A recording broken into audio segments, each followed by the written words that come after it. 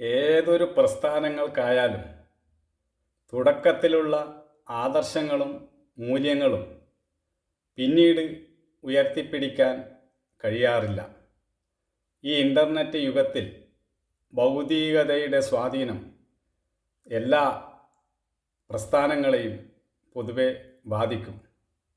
അത് ആശ്രമങ്ങളെയും ബാധിക്കുന്നുണ്ട്. ത്യാഗ ജീവിതം നയിക്കാൻ വന്നവർ അറിയാതെ തന്നെ ഭോഗജീവിതത്തിലേക്ക് തിരിയും. പണസമ്പാദനത്തിന് അപ്പോൾ കൂടുതൽ പ്രാധാന്യം വരും. പണത്തിന് അതിൻ്റേതായ സ്വഭാവമുണ്ട്. അത് നേടണമെങ്കിൽ നേരായ മാർഗത്തിലൂടെ അത്ര സാധ്യമല്ല. അപ്പോൾ അത് നേടാൻ വേണ്ടി പല വളഞ്ഞ വഴികളും സ്വീകരിക്കേണ്ടി വരും. അപ്പോൾ ചെയ്യരുതാത്തത് ചെയ്യും, പറയാൻ പാടില്ലാത്തത് പറയും. അങ്ങനെ ആ അന്തരീക്ഷം കലുഷമാകാൻ തുടങ്ങും. അവിടെ താമസിക്കുന്നവർ പരസ്പരം ചർച്ച ചെയ്യാൻ തുടങ്ങും. അപ്പോൾ അത് രൂപം കൊണ്ട് ഏതെങ്കിലും ഒരു വ്യക്തി ചിലപ്പോൾ ഇവിടെ നടക്കുന്നത് അധർമ്മമാണല്ലോ എന്ന് ശബ്ദമുയർത്താൻ സാധ്യതയുണ്ട്. അങ്ങനെ ശബ്ദമുയർത്തുമ്പോൾ അയാളുടെ ശബ്ദം അടിച്ചമർത്താൻ ശ്രമിക്കും. അയാൾ അതിനെ പ്രതിരോധിക്കും. അങ്ങനെ സംഘർഷങ്ങളും സംഘട്ടനങ്ങളും ഉടലെടുക്കും. ഇത് നമുക്ക് എല്ലാ മേഖലകളിലും ചരിത്രാതീത കാലം മുതൽ കാണാൻ കഴിയുന്നതാണ്. എന്നാൽ അപൂർവം ചില സ്ഥാപനങ്ങൾ സത്യത്തെയും ധർമ്മത്തെയും ഉയർത്തിപ്പിടിച്ച് മുന്നോട്ട് പോകാൻ ശ്രമിക്കാറുണ്ട്. അങ്ങനെയുള്ള സ്ഥാപനങ്ങൾ ഇപ്പോഴും വലിയ കോട്ടമൊന്നുമില്ലാതെ നിന്ന് പോകുന്നുണ്ട്. എന്നാൽ ഈ അടുത്ത കാലത്തൊക്കെ രൂപം കൊണ്ടിട്ടുള്ള പല പ്രസ്ഥാനങ്ങളും അവരുടെ പണത്തോടുള്ള അമിതമായ ആസക്തി കൊണ്ടും മറ്റ് ദുഷ്പ്രവൃത്തി കൊണ്ടും തകർന്നു പോയിട്ടുള്ളതായിട്ട് നമുക്ക് കാണാൻ കഴിയും. ഗുജറാത്തിൽ ഒരു വലിയ ആൾദൈവമുണ്ടായിരുന്നു. അദ്ദേഹത്തിൻ്റെ പ്രോഗ്രാമിന് ആയിരക്കണക്കിന് പതിനായിരക്കണക്കിന് ആളുകളാണ് വരാറ്. അതുപോലെ തന്നെ ഒരുപാട് ആശ്രമങ്ങൾ ഉണ്ടായിരുന്നു അദ്ദേഹത്തിന്. ഒത്തിരി ശിഷ്യന്മാരും ഉണ്ടായിരുന്നു. പക്ഷേ പല പല അധാർമിക പ്രവൃത്തികളും അയാളിൽ നിന്നും ഉണ്ടായി. അങ്ങനെ അദ്ദേഹം ജയിലിലാവുകയും ഇപ്പോൾ പോലും അദ്ദേഹത്തിന് ജാമ്യം ലഭിച്ചിട്ടില്ല. അതുപോലെ തന്നെ പഞ്ചാബിൽ ഒരു ആശ്രമമുണ്ടായിരുന്നു. അവിടെ നടക്കാതെ അധർമ്മങ്ങളൊന്നും തന്നെ ഉണ്ടായില്ല. അങ്ങനെ പൊറുതിമുട്ടി അവിടെയുള്ള അന്തേവാസികളിൽ നിന്ന് തന്നെ ഒരാൾ പോയി പുറത്ത് ഈ വിവരങ്ങളൊക്കെ പറഞ്ഞു. അങ്ങനെ പല കേസുകളും കുഴപ്പങ്ങളും എല്ലാം ഉണ്ടായി. പല പണം ഉപയോഗിച്ചും മറ്റുമൊക്കെ അദ്ദേഹം ഇതിനെ ചെറുക്കാനൊക്കെ ശ്രമിച്ചെങ്കിലും പിന്നെയും ഓരോരോ സംഭവങ്ങൾ പൊങ്ങി വരാൻ തുടങ്ങി.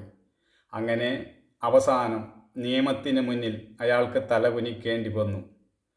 പിന്നെ 25 വർഷത്തേക്കോ മറ്റോ അയാളെ ശിക്ഷിച്ചു. ആ സമയത്ത് അയാൾ പൊട്ടിക്കരയുകയാണ് ചെയ്തത് കോടതിയിൽ നിന്ന്. അപ്പോൾ ഇതുപോലെയുള്ള സംഭവങ്ങൾ ലോകത്ത് നമുക്ക് നിരവധി കാണാൻ കഴിയും.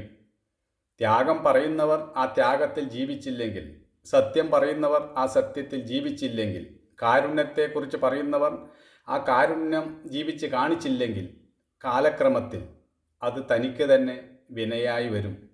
ഇത് ലോകത്ത് നമ്മൾ കാണുന്നതാണ്. ഈ പ്രപഞ്ച സംവിധാനത്തിൽ തന്നെ അതുള്ളതാണ്. ഒരാൾക്കും ഒരുപാട് കാലം സത്യത്തെ മറച്ചു പിടിക്കാൻ കഴിയുകയില്ല. എന്നെങ്കിലും അത് മറമാറ്റി പുറത്തു വരും. അതുകൊണ്ടാണ് നമ്മുടെ ശാസ്ത്രങ്ങളിലും മറ്റും പറഞ്ഞത് എല്ലാ ഒളിവിലും ഒരു തെളിവുണ്ടാകുമെന്ന്.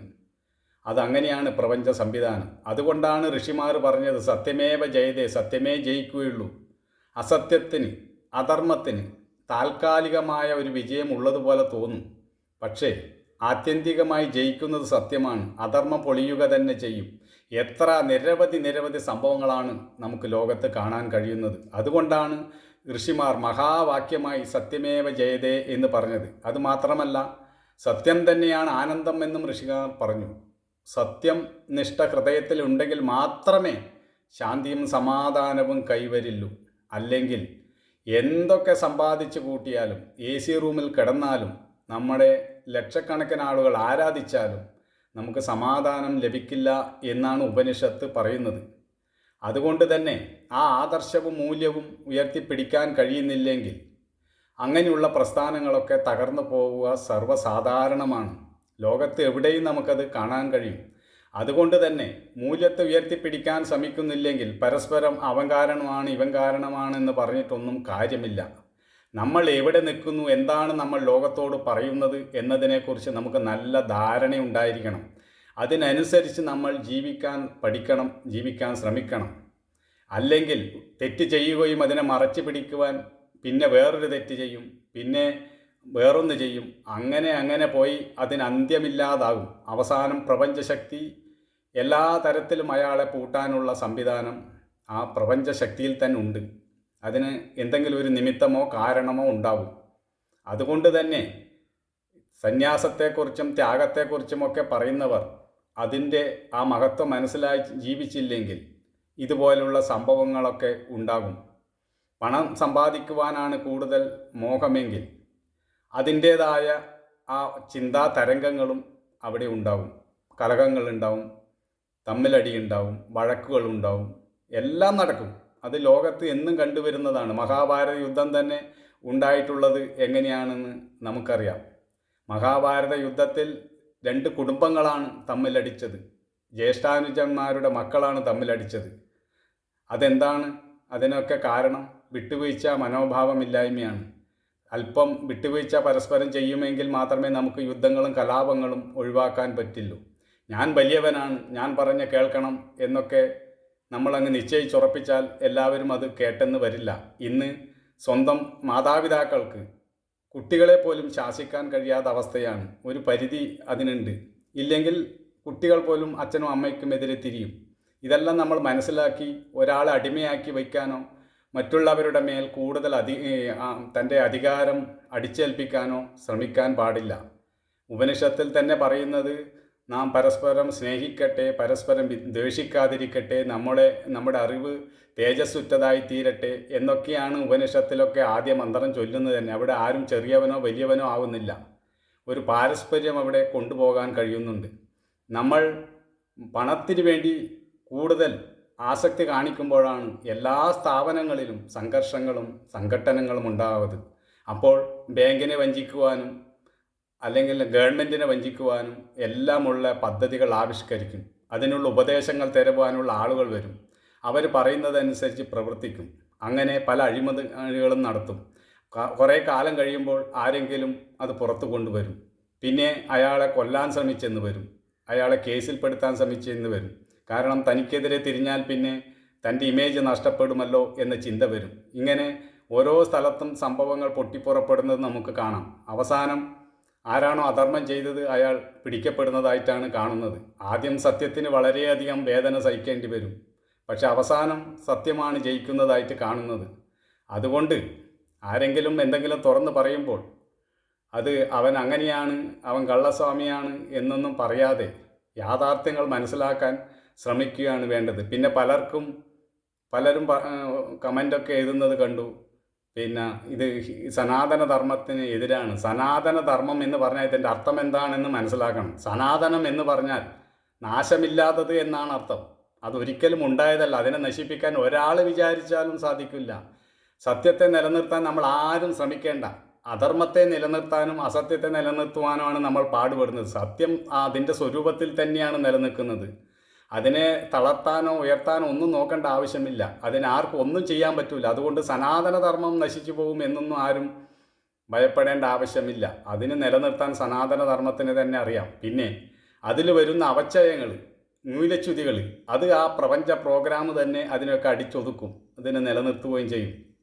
അതുകൊണ്ട് നമ്മൾ മനസ്സിലാക്കേണ്ട ഒരേ ഒരു യാഥാർത്ഥ്യം, ഏതൊരു വ്യക്തിയായാലും കുടുംബമായാലും സമൂഹമായാലും രാഷ്ട്രീയ പാർട്ടികളായാലും സത്യത്തെയും ധർമ്മത്തെയും ആദർശത്തെയും ഉയർത്തിപ്പിടിച്ചില്ലെങ്കിൽ അധികകാലം പോകാൻ പറ്റില്ല. അതുകൊണ്ട് സത്യം തുറന്നു പറയുന്നതിൽ ഭയപ്പെടേണ്ട യാതൊരു ആവശ്യവുമില്ല. ശരിയാണെന്ന് തോന്നുന്നത് ഉറക്കെ പറയണം എന്നാണ് വിവേകാനന്ദ സ്വാമിജി പറഞ്ഞത്. ഈ സമസ്ത ലോകവും സത്യം പറയുന്നവനെതിരെ വരട്ടെ, തലയിൽ ഇടുത്തി വീഴട്ടെ. നീ പറയുന്നത് സത്യമാണെങ്കിൽ നീ ഉറച്ചു പറയൂ എന്നാണ് വിവേകാനന്ദ സ്വാമി പറഞ്ഞിട്ടുള്ളത്. അത് ഇന്നല്ലെങ്കിൽ നാളെ വെളിച്ചം കാണും. മൂല്യത്തെ ഉയർത്തിപ്പിടിക്കുന്നവൻ എന്തിനു ഭയപ്പെടണം? ഏത് നിമിഷവും നമ്മൾ ജനിച്ച ആളുകളൊക്കെ മരിക്കും. മരണത്തെ എന്തിനാ ഭയപ്പെടുന്നത്? അത് ആസക്തിയുള്ളവനാണ്. നചികേതസിൻ്റെ അടുത്ത് അച്ഛൻ്റെ തെറ്റ് മകൻ ചൂണ്ടിയപ്പോൾ നചികേതസിൻ്റെ അടുത്ത് അദ്ദേഹത്തിൻ്റെ പിതാവ് പറഞ്ഞു, നിന്നെ ഞാൻ യമന് കൊടുക്കുമെന്ന്. യമന് കൊടുക്കുമെന്ന് പറഞ്ഞാൽ നിന്നെ ഞാൻ കൊന്നു കളയുമെന്നാണ് അർത്ഥം. പക്ഷേ നചികേതസ് അപ്പോൾ തന്നെ യമപുരിക്ക് പോയി എന്നാണ് പറയുന്നത്. യമൻ്റെ വാതിൽ പോയി മുട്ടി എന്നാണ് പറയുന്നത്. മരണത്തിൻ്റെ വാതിൽ മുട്ടാൻ ധൈര്യമുള്ളവനെ മരണത്തെ ജയിക്കാൻ കഴിയുള്ളൂ. അതുകൊണ്ട് ഈ ഭയപ്പെടുത്തലൊന്നും ആരും നടത്തേണ്ട. സത്യം സത്യമാണെങ്കിൽ അത് തുറന്നു പറയാൻ ആർജവം ഉണ്ടായിരിക്കണം. ആർജവമുള്ളവന് ഭയമുണ്ടാവില്ല. അത് തപശക്തിയിൽ നിന്നും നേടേണ്ടതാണ്. എന്തെങ്കിലും പറയുന്നത് കൊണ്ടോ വല്ല ആശയം പുസ്തകങ്ങൾ വായിച്ച് പറയുന്നതൊന്നും തപശക്തി ആവില്ല. അപാരമായ നിഷ്ഠയിലൂടെ വിട്ടുവീഴ്ചയില്ലാതെ തപസ്സിലൂടെ മാത്രമേ ആ ആർജവം നേടിയെടുക്കാൻ കഴിയുള്ളൂ. അങ്ങനെയുള്ളവർ എന്നും ലോകത്തുണ്ടായിട്ടുണ്ട്. അവർ ലോകത്ത് സത്യം വിളിച്ചു പറഞ്ഞിട്ടുണ്ട്. അവരൊന്നിനും ഭയപ്പെട്ടിട്ടില്ല. സംഭവിക്കേണ്ടതെല്ലാം സംഭവിക്കേണ്ട സമയത്ത് സംഭവിക്കും. അതിലൊന്നും ആരും ഭയപ്പെടേണ്ട ആവശ്യമില്ല. പക്ഷേ അധർമ്മം പെരുകുമ്പോൾ അതിനെതിരായ ശക്തി പ്രപഞ്ചത്തിൽ നിന്ന് രൂപം കൊള്ളും. അത് ഭഗവാൻ ഗീതയിൽ പറഞ്ഞിട്ടുണ്ട്. അത് ഉൾക്കൊള്ളുക മാത്രമേ ഓരോരുത്തരും ചെയ്യേണ്ടതായിട്ടുള്ളൂ.